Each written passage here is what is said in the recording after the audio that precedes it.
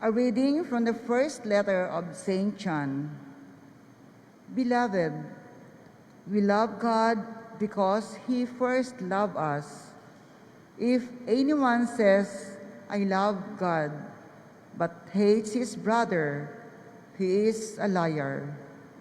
For whoever does not love a brother whom he has seen cannot love God whom he has not seen. This is the commandment we have from Him. Whoever loves God must also love his brother. Everyone who believes that Jesus is the Christ is begotten by God, and everyone who loves the Father loves also the one begotten by Him. In this way, we know that we love the children of God, when we love God and obey His commandments.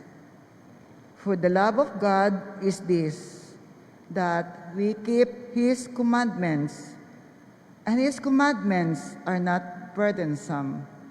For whoever is begotten by God conquers the world, and the victory that conquers the world is our faith. The word of the Lord. Thanks be to God.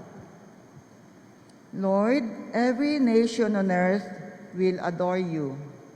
Lord, every nation on earth will adore you. O God, with your judgment endow the king, and with your justice the king's son. He shall govern your people with justice, and your afflicted ones with judgment.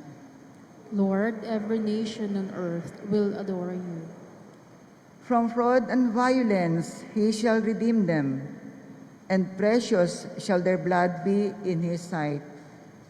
May they be prayed for continually. Day by day shall they bless him.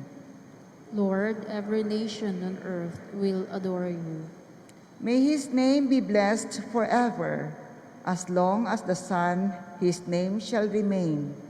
In him shall all the tribes of the earth be blessed. All the nations shall proclaim his happiness. Lord, every nation on earth will adore you.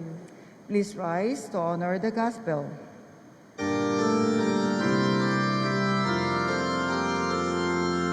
Alleluia, alleluia, alleluia, alleluia, alleluia, alleluia, alleluia, alleluia. The Lord has sent me to bring glad tidings to the poor and to proclaim liberty to captives